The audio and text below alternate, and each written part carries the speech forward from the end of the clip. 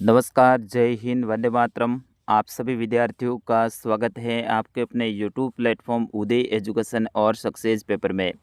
विद्यार्थियों, आज के इस वीडियो में लेके आया हूँ 8वीं बोर्ड परीक्षा 2025 की दृष्टि से इम्पोर्टेंट आपके सामाजिक विज्ञान का प्रश्न पत्र, जो कि आपके आने वाले बोर्ड एग्ज़ाम की दृष्टि से वेरी वेरी मोस्ट इम्पोर्टेंट रहने वाला है और आप सभी विद्यार्थियों के लिए वरदान साबित होने वाला है। विद्यार्थियों, पूरा का पूरा प्रश्न पत्र में उत्तर सहित आपके लिए लेकर आया हूँ और इस वीडियो को आपने अंत तक देख लिया तो इस बार आपको सामाजिक विज्ञान में सबसे बेस्ट स्कोर करने से कोई भी नहीं रोक सकता है। तो विद्यार्थियों, इस प्रश्न पत्र को अंत तक देखें, इसे ज़्यादा से ज़्यादा शेयर और लाइक करें। अभी तक आपने हमारे चैनल को सब्सक्राइब नहीं किया है तो विद्यार्थियों, आपका अपना चैनल है कक्षा 8 की, यहाँ पर पूरी की पूरी तैयारी करवाई जा रही है। तो बिल्कुल आप चैनल को सब्सक्राइब करें और आपके मित्रों को भी बताएं कि उदय एजुकेशन नाम से चैनल है, वहाँ पर आपकी क्लास की तैयारी करवाई जाती है। विद्यार्थियों, इस बार आपके बोर्ड एग्ज़ाम में समय है 3 घंटा 15 मिनट का दिया जाएगा और आपका पेपर है वो 80 नंबर का रहेगा। सबसे पहले जो आपके एग्ज़ाम में खंड आएगा वो आएगा खंड अ। इसके अंतर्गत आपके वस्तुनिष्ठ प्रश्न रहेंगे, यानी अवसर के जो प्रश्न हैं वो रहेंगे।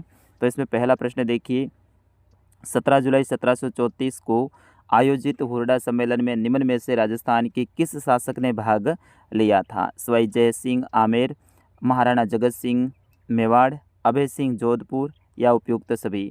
तो इन सभी राजाओं ने भाग लिया था, इसलिए इसका सही आंसर होगा उपयुक्त सभी। जो आपका सही आंसर है वो मैंने रेड कलर में यहाँ पर बताया है। दूसरा प्रश्न है, रॉबर्ट क्लाइव ने हिंदुस्तान के नक्शे बनाने का काम किससे सौंपा था? इरविन, जेम्स मिल, लॉरेंस या जेम्स रेनेल। तो विद्यार्थियों, इसका सही आंसर होगा रॉबर्ट क्लाइव ने हिंदुस्तान का जो मैप है वो बनाने का काम है वो जेम्स रेनेल को सौंपा था, यानी ऑप्शन द इसका सही आंसर। तीसरा प्रश्न है, निम्न में से घुमंतू खेती है, तो झूम खेती है उसे क्या कहते हैं? घुमंतू खेती भी कहते हैं। तो ऑप्शन अ इज सही आंसर। इसको कई सारे जगह पे वालरा भी कहा जाता है, ठीक है, ये भी आप ध्यान रखना। अगला है कि विवादों का निपटारा करने वाली संस्था कौन सी है? तो वो न्यायपालिका है। अगला प्रश्न है, निम्न में से कौन सा मानव निर्मित संसाधन है? तो कैंसर उपचार की जो औषधियाँ हैं ये मानव निर्मित संसाधन हैं।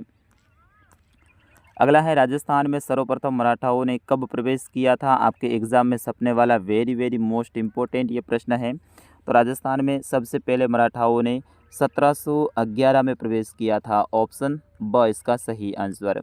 अगला है, जेम्स मिल कहाँ के रहने वाले थे? तो जेम्स मिल हैं वो स्कॉटलैंड के रहने वाले थे। और इनसे संबंधित एक और प्रश्न आएगा, ए हिस्ट्री ऑफ ब्रिटिश इंडिया, यानी ब्रिटिश भारत का इतिहास पुस्तक किसने लिखी? तो वो जेम्स मिल ने लिखी, ये भी आप ध्यान रखना। अगला है, बिरसा का संबंध था, तो बिरसा का संबंध है वो छोटा नागपुर के पठार से था और ये मुंडा जनजाति से संबंधित थे, ये भी आप ध्यान रखना। और आदिवासी लोग हैं, इन्हें अपना भगवान मानते हैं, ये भी आप याद रखिएगा। अगला प्रश्न है, सत्य व असत्य की पहचान करनी है, जैसे कि मानव संसाधन ही अंतिम संसाधन है, तो बिल्कुल ये सत्य बात है। अगला है, विश्व का सर्वाधिक जनसंख्या वाला देश चीन है, तो बिल्कुल सही बात है। अभी तक अपने नवीनतम जनगणना हुई नहीं है।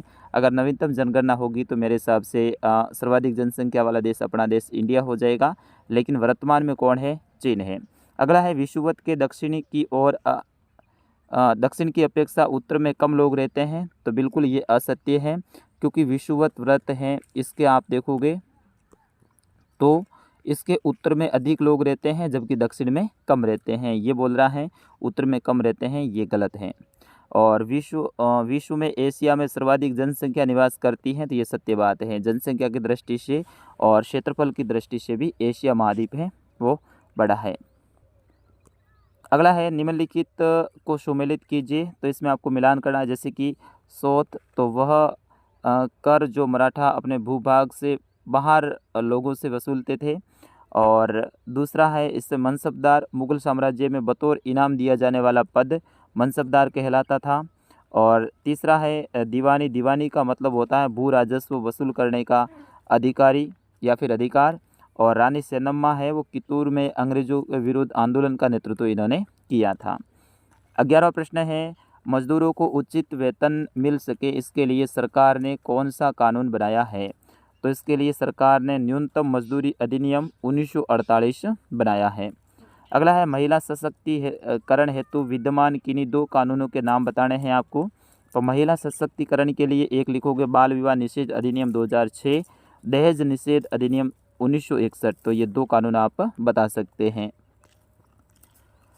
अगला प्रश्न है 13वां, भारतीय ब्रिटिश सैनिक समुद्र पार क्यों नहीं जाना चाहते थे? क्योंकि उन्हें लगता था कि समुद्र पार यात्रा से उनका धर्म और जाति भ्रष्ट हो जाएंगे। अगला है राजस्थान के किन्हीं 2 कुटीर उद्योगों के नाम लिखने हैं। तो यहाँ पर मैं 4 लेकर आया हूँ।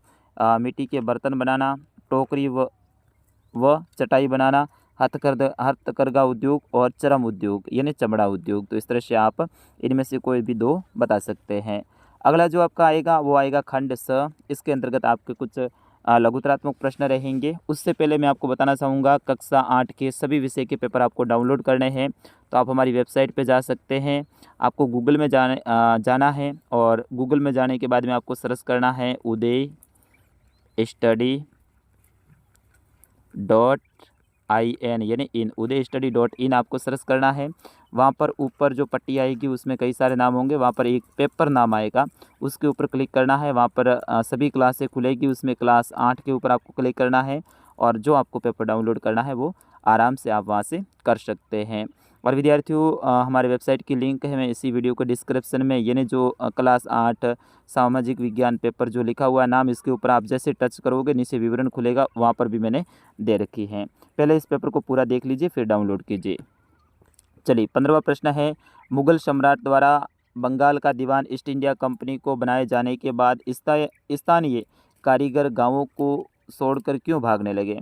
तो इसका सही आंसर होगा मुगल सम्राट औरंगजेब जब बंगाल का दीवान ईस्ट इंडिया कंपनी को बनाए जाने के बाद में स्थानीय कारीगरों को उनके द्वारा उत्पादित सामान को कंपनी बहुत कम मूल्य देकर खरीदती थी, अतः ये लोग गांव छोड़कर भागने को मजबूर हो गए, क्योंकि उनके उत्पादित जो सामान है उसके बदले में उनको पैसे हैं वो कम देते थे, मूल्य हैं वो कम देते थे, इसलिए बेचारे वो गांव वाले हैं वो क्या करते थे, इसलिए वो वहाँ से छोड़कर भागने लगे। अगला प्रश्न है, वाणिज्यिक अनाज कृषि का वर्णन कीजिए। तो विद्यार्थियों इसका सही आंसर होगा वाणिज्यिक अनाज कृषि वाणिज्यिक कृषि का ही एक प्रकार है। इस प्रकार की कृषि में फसलें वाणिज्यिक उद्देश्य से उगाई जाती हैं, यानी वाणिज्यिक का मतलब क्या होता है, पैसे कमाने के उद्देश्य से उगाई जाती हैं। इसमें गेहूँ मक्का मुख्य रूप से उगाई जाती हैं।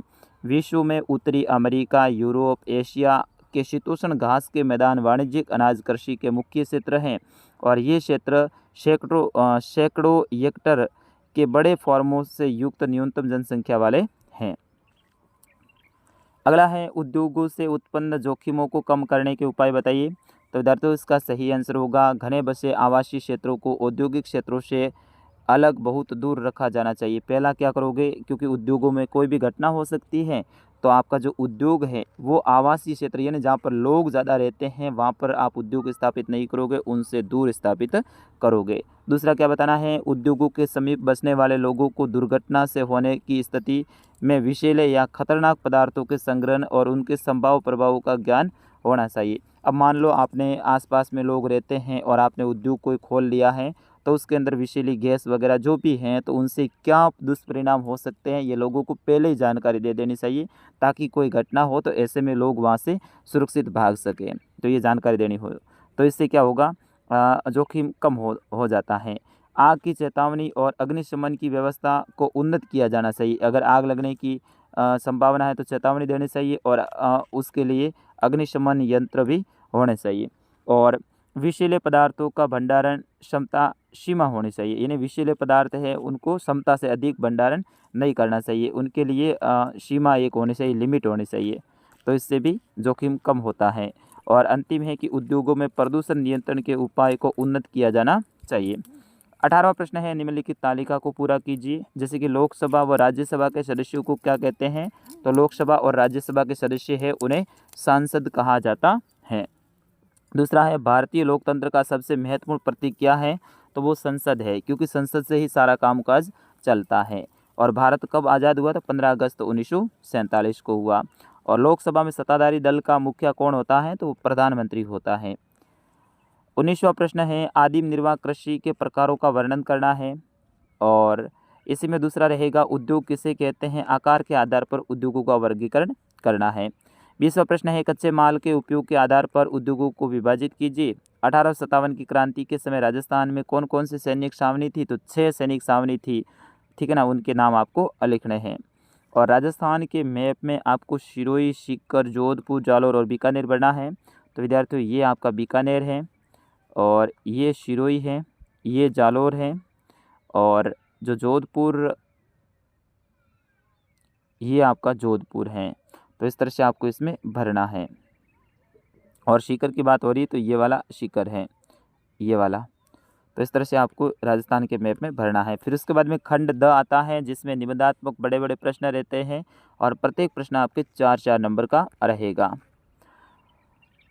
22वां प्रश्न है, नीचे दिए गए 3 प्रश्नों में से 2 के उत्तर देने हैं। अंग्रेजों ने 1857 के विद्रोह को कैसे दबाया था? वो आपको लिखना है। 1937 से 47 की उन घटनाओं पर चर्चा कीजिए जिनके फलस्वरूप पाकिस्तान का जन्म हुआ। भारत पाकिस्तान के विभाजन के क्या परिणाम निकले हैं वो आपको बताना है। तो 3 में से 2 प्रश्नों के उत्तर देने हैं। 23वां प्रश्न है, निम्न पर टिप्पणी लिखी, वन्य जीवन और पारितंत्र, इनके ऊपर आपको टिप्पणी लिखनी है। अथवा में ऑप्शन रहेगा, मृदा संरक्षण के उपायों का वर्णन कीजिए। 24वां प्रश्न है, किसी लोकतांत्रिक देश को संविधान की जरूरत क्यों पड़ती है? अगर ये आपको नहीं आता अथवा में ऑप्शन रहेगा, धर्म को राज्य से अलग रखने की आवश्यकता क्यों है। 25वां प्रश्न है, निम्न में से किन्हीं 3 में से 2 प्रश्नों के उत्तर देने हैं। तो राजस्थान के प्रमुख दुर्गों के नाम लिखते हुए एक दुर्ग का वर्णन करना है। तो मेहरानगढ़, रणथंभौर, जालौर दुर्ग, जैसलमेर का किला, आमेर का किला, तारागढ़ अजमेर, तारागढ़ बूंदी, ठीक है, चित्तौड़गढ़ का दुर्ग, इनमें से कोई भी एक के बारे में आप लिख सकते हैं। राजस्थान में संगीत कला पर टिप्पणी लिखनी है और ग्राम पंचायत के आय के स्रोत का वर्णन करना, यानी ग्राम पंचायत के में जो पैसे हैं, आय हैं, वो कहाँ से मिलती है वो आपको बताना है। तो विद्यार्थियों इस तरह से आपके कुल 25 क्वेश्चन आएंगे और ये पूरा का पूरा पेपर मैंने आपको बताया है विद्यार्थियों, अच्छे से आपने देखा अंत तक। अब आप इसको डाउनलोड कर लीजिए, हमारी वेबसाइट पे जाइए। वेबसाइट का नाम मैंने पहले बता दिया है, उदय study.in जो पीछे लगा वही वेबसाइट खोलनी, उदय स्टडी नाम से। और भी खूब सारी वेबसाइट हैं दूसरे लोगों की, वो आपको नहीं खोलनी, आपको IN वाली खोलनी है अपनी वेबसाइट। और वहाँ पर एक ऑप्शन मिलेगा आपको पेपर, क्या मिलेगा? पेपर। पेपर के ऊपर क्लिक कीजिए, वहाँ पर क्लास सभी दे रखी हैं, उनमें से 8 के ऊपर आपको सिलेक्ट करना है और फिर वहाँ से पेपर डाउनलोड का ऑप्शन आपके लिए आ जाएगा। तो फिलहाल विद्यार्थियों इस पेपर में इतना ही, मिलते हैं अगले वीडियो के साथ में, तब तक के लिए मुझे अनुमति दीजिए। नमस्कार, जय हिंद, हंसते रहिएगा, मुस्कुराते रहिए, वंदे मातरम।